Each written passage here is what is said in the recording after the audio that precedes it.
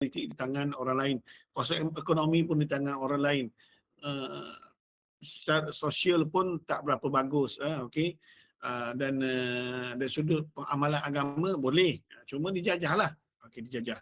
So of course lah, tak ada, kalau masa itu tak ada macam sekarang lah. Sekarang ada JAKIM kan, ada JAKIM, ada apa semua kan. Jadi dulu mana ada benda-benda macam tu, okey.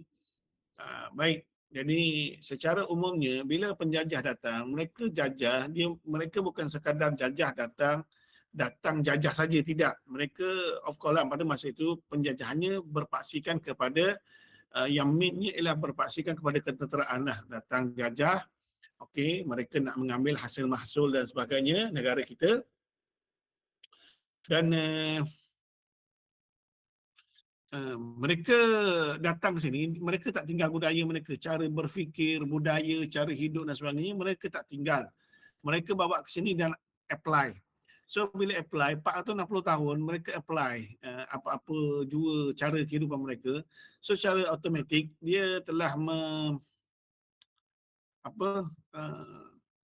menerap masuk ke dalam kita punya kehidupan, nenek moyang kita punya kehidupan. So cara berfikir, okey, secara automatiknya orang zaman itu juga terdedah dengan ism-ism. Contohnya secularism, okey, secularism, kapitalism, okey, ism-ism yang lain lah, hedonism dan sebagainya. Okey, jadi bila secara automatik begitu, secara tidak langsung lah berlaku sebegitu, jadi masyarakat kita mengamalkan amalan yang bercampur baur, bercampur-campur. Amalan nenek moyang pun ada, adat istiadat, adat resam apa semua ada, tapi ditambah pula dengan elemen-elemen unsur-unsur luar yang datang daripada luar kepada kita. Jadi sudah pastilah beratus-ratus tahun berada dalam cengkaman penjajah, sudah pastilah banyak benda yang kita diterapkan perkara-perkara tersebut. Contohnya lah dari sudut pemakaian. So pemakaian, kalau orang perempuan Melayu biasanya pakai baju Melayu, baju kurung. Baju kurung kan, baju kurung, okey. Tetapi dengan adanya penjajah memperkenalkan skirt. Sekolah-sekolah orang putih dibuka, sekolah Inggeris dibuka. So pergi sekolah Inggeris kena pakai skirt. Bila anak-anak Melayu pergi, of course kena pakai skirt lah. So sehingga SK saya sekolah tahun 90-an pun masih lagi ada pakai skirt ke sekolah. Sekolah menengah, sekolah rendah, di KL lagi lah. Kalau di kampung, masa itu di kampung masih ada lagi orang pakai skirt. Itu awal 90-an. Masih ada lagi. Okay. Jadi kalau di Selangor semua ni, kalau apa tahun 80-an tu masih lagi pakai skirt lah pergi sekolah. Pakai seluar pendek, hari sukan pakai seluar pendek. Walaupun form berapa? Form 2, form 3 macam tu . Sekarang mana ada kan? Sekarang tak ada lah. Pakai seluar pendek macam tu tak ada lah. Sebab bila Islam berkembang, okey, ajaran Islam berkembang, so hukum-hukum diterapkan dan sebagainya lah. So nak menyetelkan, nak menyelesaikan perkara tersebut bukan senang bukan senang. Jadi apakah perkara yang dibawa oleh penjajah itu semuanya buruk, negatif? Adakah semua buruk atau negatif? Tak semestinya lah. Ada juga perkara-perkara yang baik dan tidak melanggar syariat lah. Contohnya ialah dari sudut pemakaian seluar jeans. Seluar jeans yang lelaki lah, bukan yang ketat tu. Kalau perempuan pakai tu, yang carrot tu kan, itu mendedahkan badan lah, nampaklah bentuk badan. Tapi kalau jeans yang longgar semua tu, okey je. Okay. Contohnya jeans apa? Jeans Levi's. Jeans Levi's. Jeans Levi's, ini saya nak cerita pasal industri tekstil ataupun fashion yang datang akibat daripada penjajahan lah. Sebab jeans Levi's ini tahun 17. Tahun 17. Dan pemakaian jeans ini merebak sampai ke hari ini. Raya pun beli seluar jeans. Contoh, raya pun beli seluar jeans. Okay. So, pemakaian jeans, adakah salah di sisi syarak? Tidaklah. Tidaklah. Janganlah yang ketat apa semua kan. Jadi, adakah semua datang, apa yang datang daripada Barat itu perlu ditolak? Tidaklah. Okey, baik. Kita patah balik. Apa kaitan yang saya cerita panjang lebar tadi dengan dekolonisasi? Dekolonisasi ini adalah satu proses menyahkan unsur-unsur yang datang daripada barat tadi. Menyahkan. Terutamanya unsur-unsur negatif lah. Nak menyahkan tu bukan senang. Contoh ni, okey, awak perasan kalau ada sasi-sasi belakang ni ialah satu proses. Ataupun kalau Inggeris belakangnya ada zation, Z-A-T-I-O-N tu zation atau S-A-T-I-O-N, ia adalah satu proses. Menandakan ia satu proses. Kalau orang putih, urbanization, urbanisasi, transformation, transformasi, Islamization, Islamisasi. Okay, so ada perkataan session belakang tu atau sasi-sasi tu menandakan ia satu proses. Baik. So untuk menyahkan perkara-perkara terutamanya perkara negatif yang datang daripada barat itu adalah sangat sukar. Sebab penjajahan datang dalam beberapa bentuk. Yes, penjajah datang dengan tentera, bala tentera, senjata dan sebagainya. Okey, menguasai menyekat kuasa raja, menyekat kuasa pembesar-pembesar, menyekat kuasa rakyat dan sebagainya kan. Okey, tetapi melalui walaupun penjajahan sedemikian, tapi ada lagi penjajahan yang datang sekaligus macam tu. Di mana dia package lah. Contohnya penjajahan dari sudut pemikiran kita. Penjajahan manusia, penjajahan dari sudut pemikiran. So, pemikiran datang mana? Yang saya buat contoh tu. Penyerapan ism-ism ke dalam masyarakat. Okey, contoh. Yang datang dengan keteraan itu penjajahan dari sudut wilayah. Memang menguasai pentadbiran, menguasai politik, ekonomi dan sebagainya. Satu lagi penjajahan melalui ilmu. Penjajahan ilmu lah. Penjajahan ilmu. And then satu lagi lah penjajahan dalam bentuk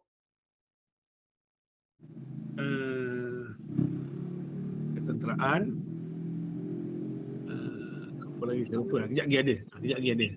Okay, saya lupa. Okay. Dan penjajahan-penjajahan ini ada yang mudah untuk dibuat. Okey, biasanya bila kita merdeka, kita akan kata okey, dah British dah balik ke negara mereka, kita urus negara kita sendiri, merdekalah kita. Tetapi yang mereka tinggal ialah penjajahan-penjajahan berbentuk pemikiran, budaya, ilmu itu, penjajahan itu masih lagi berlaku sampai sekarang. Contohnya budaya pakai jeans tadi. Okey, memang budaya itu kita dijajah lah tu. Mana kita apply, kita practice apa yang mereka bawa. Tetapi pada saya, adakah kita perlu buang benda itu? Buang benda itu. Maknanya tak payah pakai jeans lah, jeans daripada barat. Tapi adakah ia berdosa? Pakai jeans berdosa ke? Tidak kan. Baik. Okey. Seterusnya. Slide tak bergerak. Okey. Dari genocide, pembunuhan manusia lah, kepada epistemicide, pembunuhan ilmu. Okay. Dari penghapusan manusia kepada penghapusan epistemologi, sumber-sumber ilmu. Minggu lepas kita belajar epistemologi kan, part 6 kan. Part 6 kita belajar epistemologi. So, sistem-sistem ilmu yang ada ni dihapuskan. Contoh, kedatangan kedatangan penjajah barat lama-kelamaan menghapuskan tulisan Jawi. Sebab mereka memperkenalkan tulisan Rumi.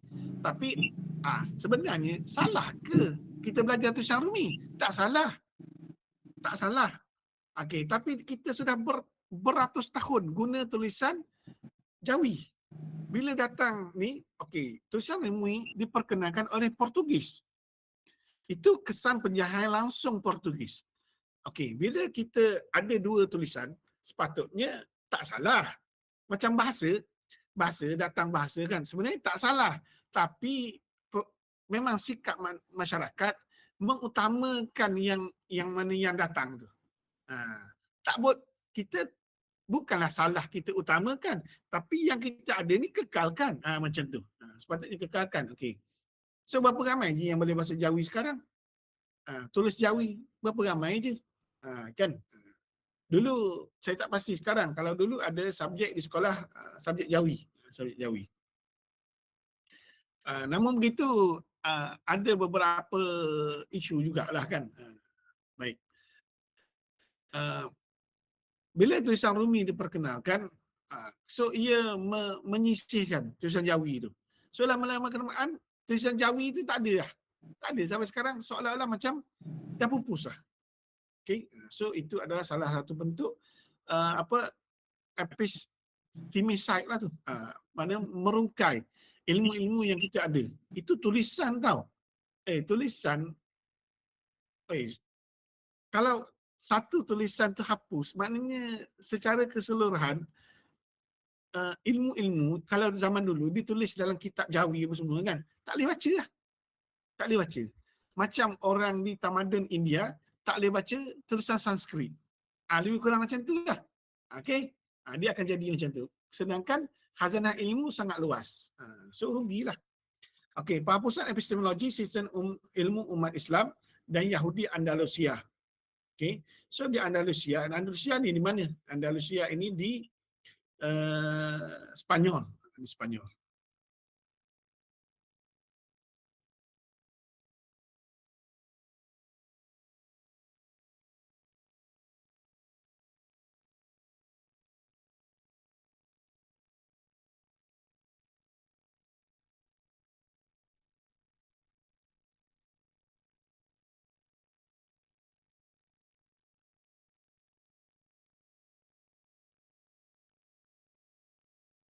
Okey.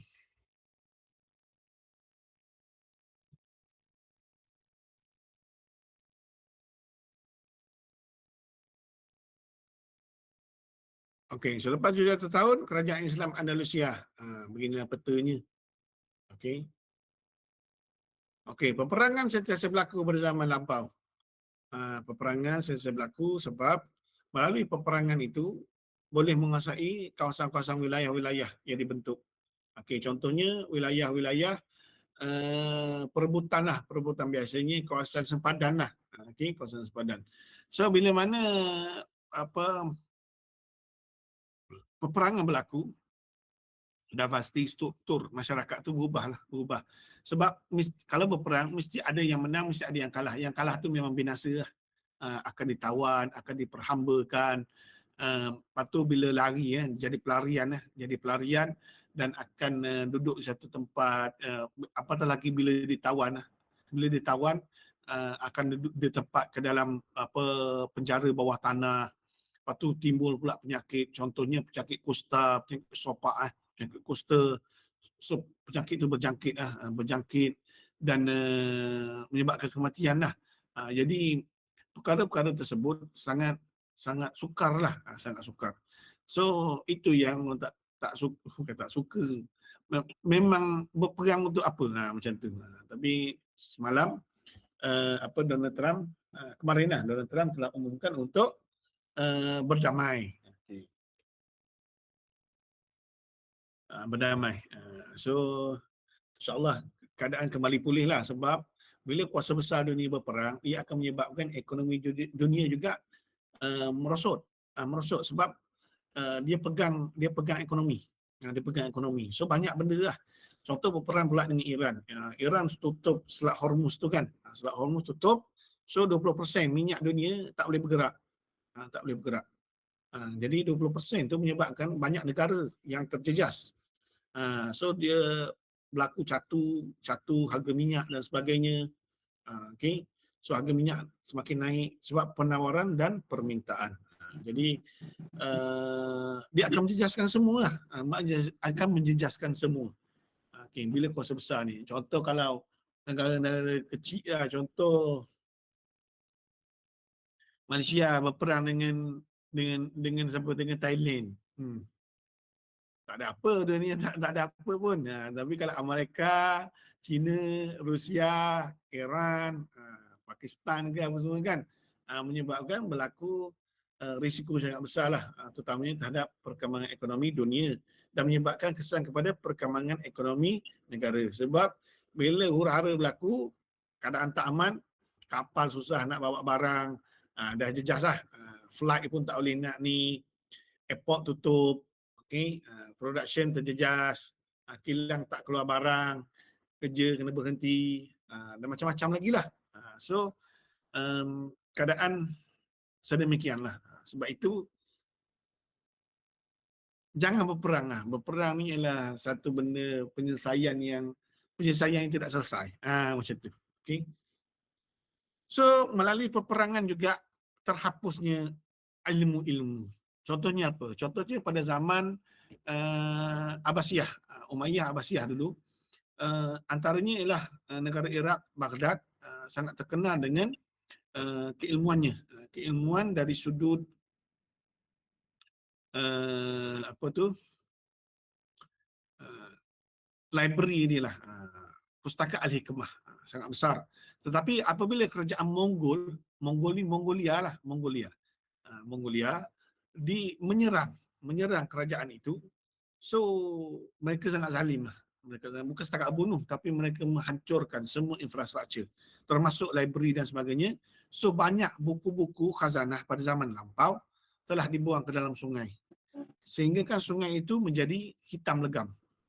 Okay. Jadi dia macam kita juga, kita dijajah kan. Kita dijajah. Yang jajah kita tu banyak, contoh Belanda semua kan. Sekarang khazanah ilmu kita banyak berada di Belanda, di England. Jadi hak dia dah pula. Sedangkan itu hak kita. Jadi kita kalau nak buat master PhD mengenai perkara tersebut, kena minta izin pula. Tu, dia letak tu bukan status dia. Kalau awak pergi library, dia ada banyak status tu buku. Buku biasa atau rak biasa je. Semua orang boleh baca. Manuskrip macam tu, dia letak dalam collection yang perlu permohonan. Perlu permohonan. Library kita, contoh tesis lah. Tesis pun kena daftar tau. Kalau awak nak rujuk tesis, TJ, PhD, dia master kan. Dia sebab dia dalam bilik khas. So awak kena daftar, letak kat matrik, apa semua, daftar, tulis borang, isi borang. Macam tu. Walaupun awak ahli library tu. Itu tesis. Ini lebih tinggi lagi. Khazanah yang rare punya. Yang rare punya. Tesis banyak kopi. Dalam library tu mungkin ada 3 kopi, 4 kopi kan. Pemilik dia ada 1 kopi apa semua kan. Tapi kalau itu yang ratus-ratus tahun dahulu, benda tu duduk dalam khazanah yang ni tau. Jadi nak tengok, nak rujuk sangat ni. Lepas tu waktu nak pinjam pula limited. Ni tak lagi punya lama-lama rasanya. Okay, pada hak kita. Nampak tak? Dia memperlakukan kita sedemikian rupa. Tapi kita tak buat tak tahu je. Sebab iyalah, bukan semua orang belajar kan. Bukan semua orang tahu perkara-perkara begini. Cumanya nak bagi tahu, bila dijajah jadi macam tu lah. Hak kita pun jadi hak orang. Lepas tu tak boleh ambil balik pula khazanah-khazanah tersebut. Dikira hak dia. Jadi dia dikira mencuri lah sebenarnya. Pada tanya saya, dia mencuri. Dia merampas hak kita. Maka mereka adalah pencuri. Okay. Reductionism, okay, scientism dan positivism, ini kita dah belajar lah sebelum-sebelum ini. Okey. Kepentingan ilmu, orang Barat melalui Sir Francis Bacon ini mengungkapkan knowledge is power. Knowledge is power. Tetapi sebenarnya Nabi Muhammad SAW telah mengungkapkan kepentingan ilmu ini sudah lama. Wahyu pertama pun tentang baca. Iqra' bismi rabbikal ladzi khalaq. Okey. Jadi orang putih ini ketinggalan dalam 1000 tahun sebab wahyu yang Rasulullah dapat tu tahun 500 lebih. 570 apa semua. Ini maknanya beza dengan ini dah 1000 tahun dah. Maknanya Nabi Muhammad SAW mengungkapkan tentang pentingnya ilmu, belajarlah, bacalah dan sebagainya sudah lama, 1000 tahun lebih awal daripada dia ni. Okey. Namun begitu, penguasaan ilmu sampai sekarang dikuasai oleh Eropah dan Barat. Kita tengok nanti slide-slide akhir nanti ada persoalan-persoalan yang penting untuk dirungkaikan. Kenapa berlaku sedemikian? Okey, materialism, atheism, kita pun dah belajar itu. Materialism dengan scientism ni lebih kurang lah, lebih kurang. Mereka berpaksikan kepada dua yang ism yang kita belajar itu kan. Kalau Barat, tajuk minggu lepas. Kalau Barat, mereka berpaksikan kepada rationalist dengan empirist, imperialist. Kalau Islam pula berpaksikan kepada empat. wahyu, wahyu, ilham, akal. Akal ni rasional lah, rasionalis, dan empiris, iaitu panca indera. So dia orang hanya panca indera dengan rasional akal sahaja. Dan rasional akal dengan panca indera bagi dia orang terpisah. Tak ngam. Kita empat semua itu semuanya disepadukan. Penyepaduan. Okay. So mereka memisah-misahkan ilmu sebab mereka kan sekular. Secularism. Mereka mengamalkan secularism. Jadi ilmu ini dengan ilmu ini berbeza. Maknanya ilmu ini dengan ilmu ini tak ada kaitan. Macam tu. Okay. Ilmu agama dengan ilmu sains tak ada kaitan, dia kata. Okay. Jadi Islam tidak begitu. Ini yang saya cakap tadi. Okey. Kolonisasi. Satu lagi saya terlupa dia nak cakap. Eurocentrism. Eurocentrism ni apa? Eurocentrism ialah suatu perasaan bangga ataupun takjub ataupun fanatik kepada Barat ataupun Eropah. Apa-apa yang datang daripada Eropah dikira baik, bagus dan sebagainya, terutamanya golongan yang pasca moden, golongan modernism. Golongan modernism menganggap kedatangan penjajah adalah untuk bawa pembangunan atau kemajuan. Berbeza dengan golongan pasca modernism. Pasca modernism menganggap penjajah datang untuk menjajah, bukan untuk membangunkan. Okay. So apa-apa yang datang daripada Barat dianggap ni. So pemikiran ni masih ada ke sekarang? Ada. Contoh, dalam ahli masyarakat kita kan, kalau tengok orang belajar di England, di Perancis, di Amerika, oh wow, pandainya kan. Oh, ini belajar overseas. Okay. Tapi kalau orang yang belajar di Jordan, di Arab Saudi, dia tak panggil overseas. Dia panggil itulah negara Arab lah dia panggil. Dia tak panggil overseas. Maknanya overseas ni bagi dia ialah US, Kanada, Amerika US lah, England, Perancis, Spanyol, itu je. Tu bagi dia overseas bagi dia. Dia belajar di Mekah, belajar di Universiti Madinah, Ummul Qura Mekah, Universiti di Jordan apa semua kan, Aman Jordan apa semua ke, jarang orang panggil ni, sangat jarang lah dengar. Oh dia tu lepasan overseas, dia tak panggil lepasan overseas, dia terus panggil negara tu. Oh dia tu balik Jordan tu, imam tu. Kalau yang Amerika tu, oh dia lepasan overseas. Mana? US. Nampak itu? Itulah antaranya pemikiran Eurocentrism. So apa-apa yang datang daripada Euro, dia anggap baik, bagus dan cemerlang. Okey. Baik, di kalangan cerdik pandai ramai kat macam ni. Ramai Eurocentrism ni ramai. Okey. Sedangkan apa yang ada di negara Barat bukannya sesuai semua untuk kita. Sebab mereka acuan mereka, kita acuan kita. Okey. Ada saya nampak geng-geng dress up, outfit. Dia pakai jaket yang jeans jaket lah, tengah panas tengah hari tu, kedua satu tengah panas gila tu. Oh dia pakai tu, oh tersengih-sengih. Itu jenis macam tu. Kita mana sesuai. Kalau awak tengok pakai kot kan, baju kot kan, kalau keluar kat luar ni orang buka. Kita bukan macam negara dia orang. Dia orang dingin, sejuk dan sebagainya. Okey, kita lain. Bukanlah salah pakai tapi tak sesuai. Tapi nak cakap ni, dan kau bangga sangat nak pakai jaket macam tu, pakai jugalah. Pukul 3 petang ke, 12 tengah hari ke, pukul 1 petang, 2 petang ke, pakai jugalah. Duduk tengah panas tu. Okey, jadi nampak macam tak berapa logik di situ. Tapi dah nak macam mana? Duit dia beli kan. Baik. Itu perasaan bangga terhadap Barat. Ataupun kita panggil juga proses pembaratan. Ataupun dalam bahasa Inggeris dipanggil proses westernization. Westernization berlaku daripada dulu sampai sekarang. Yang mana proses pembaratan itu pemikiran kita dibaratkan. Pemikiran kita dibaratkan. Okey. Apatah lagi bila berlaku proses globalisasi. Globalisasi, so banyak makanan masuk apa semua kan. Contohnya tahun 60-an. 60-an antara makanan fast food yang pertama masuk ialah McDonald, sorry. A&W. A&W yang pertama 1963. Restoran pertama di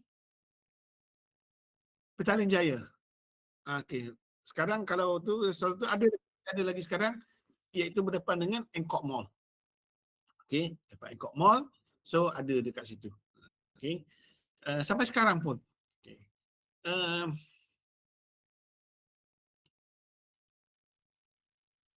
Proses pembaratan ni ada ke yang salah? Makanan-makanan barat masuk dipanggil makanan western lah kan. Dah lama dah masuk sebenarnya burger apa semua tu western kan. Tapi orang tak anggap di western dah, orang anggap kita makanan kita dah. Sedangkan dia western. Dia western, makanan western. Okey. Ayam goreng. Sehingga kan tepi jalan pun panggil ayam goreng KFC. Melekat KFC tu. Tahun 80-an datang KFC, datang McDonald. Dia macam lebih kurang serentak jugalah. McDonald dengan KFC itu serentak. Datang McDonald, datang KFC, Texas Chicken baru lagi lah 2000 berapa dah Texas Chicken. Lepas tu Mary Brown semua lewat sikit lah. Itu lewat sikit lah. Yang pertamanya A&W lah. Tapi budak-budak remaja, orang dewasa pun kurang. Yang ramai makan A&W ni orang tua. Orang tua ramai A&W. 50-an, 60-an ramai A&W. Sebab apa? Sebab apa? Sebab nostalgia. Sebab masa kanak-kanak dulu dia makan A&W. Okey, dia selesa dengan itu. Yang geng-geng yang ini McD lah, McD. Jadi KFC dan McD lah yang sebab kalau di kawasan luar bandar McD tak popular. Dia popularnya KFC. Ini saya cerita sebelum boykot yang popularnya ialah KFC. So KFC di pekan kecil, sekecil mana pekan pun akan ada KFC. Tapi McD tidak. McD tidak. McD kalau tempat-tempat yang industri maju ada. Ni kampung pun ada. Kampung, pekan kecil kat kampung pun ada KFC. McD ni tempat pekan besar lah. Pekan besar adalah McD. Okey. Apatah lagi kalau macam Starbucks apa semua kan. Itu lagilah tak ni, tak apa, tak relevan lah dibuat di pekan-pekan kecil. Okey. So sekarang walaupun kehadiran kopi-kopi kan. Dulu Starbucks lah, Starbucks apa benda lagi. Tapi sekarang kopi-kopi itu adalah buatan kita sendirilah. So menyerap masuk ke kawasan-kawasan yang separa bandar juga. Macam Zeus Coffee, apa tu lagi apa benda tu. Tea Life ke apa semua, air sedemikian lah. So ada di pekan-pekan kecil pun ada. So dia kehadiran pemain-pemain dalam industri kopi itu menyebabkan pemain-pemain utama seperti Starbucks tu memang saya rasa out lah. Dan saya kat dia memang rugi pun. Rugi berapa orang je masuk kan. Kalau mall-mall besar adalah orang. Kalau yang kedai-kedai dekat Petronas semua jarang betul tengok. Sebab ada pesaing lain yang menawarkan harga lebih murah. Tak adalah murah sangat. Tapi kalau Starbucks tu RM17, yang ni RM12. Macam tu lah. Okey. Baik, itu antara proses pembaratan yang berlaku lah. Pembaratan dari sudut pemikiran, okey. Penjajahan epistemologi, penjajahan dari sudut ilmu. So ilmu yang mana datang daripada barat dianggap betul dan sesuai. Contohnya teori-teori yang datang daripada barat. Dianggap sangat sesuai dengan kita. Sedangkan kita lain. Ada yang boleh diguna, ada yang tak boleh. Bukan semua boleh guna. Okey. Penjajahan ilmu, okey, penjajahan manusia ialah penjajahan pemikiran, fikrah kita. So itulah menyebabkan ism-ism di dunia ini berkembang sebab dijajah manusia itu. Seperti sekularisme, kapitalisme, komunisme dan sebagainya, ism-ism itu tersebar luas yang menyebabkan semua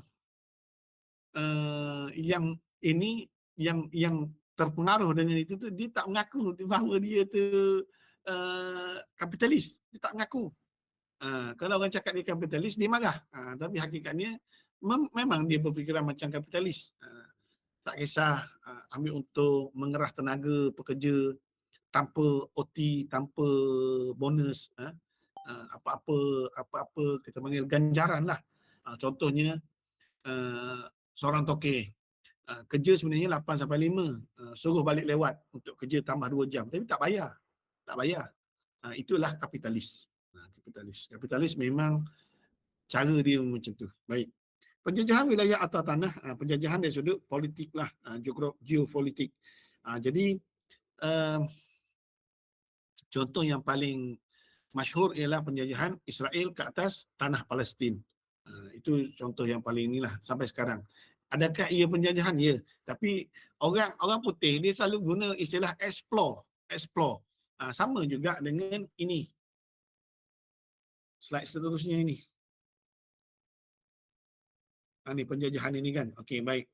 Contoh ini, negara yang ada kan Amerika, ni Kanada. Kanada, Amerika dengan Australia dengan New Zealand. 4 buah negara ni adalah negara orang putih duduk.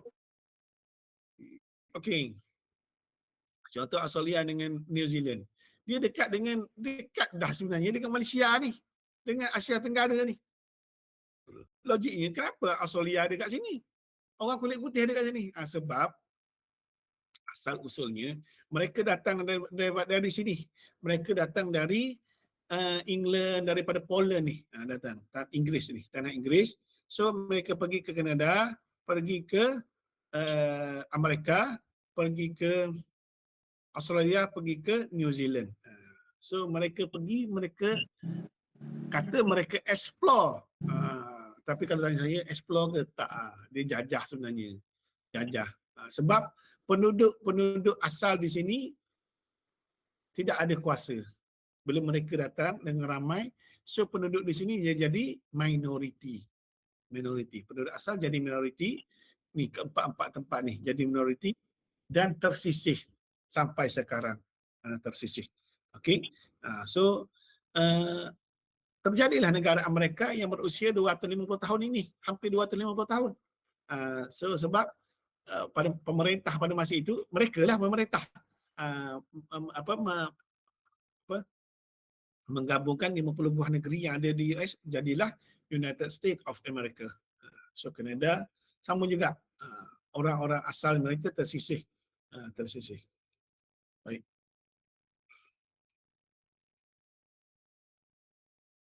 So antara kuasa besar dunia, ialah Portugal, Spanyol,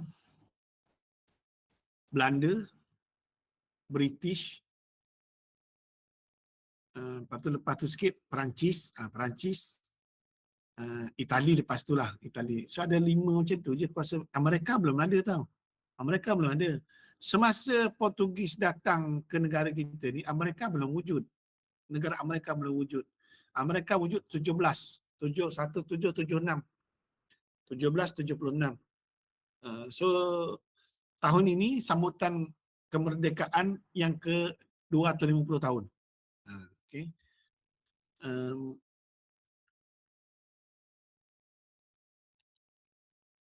Jadi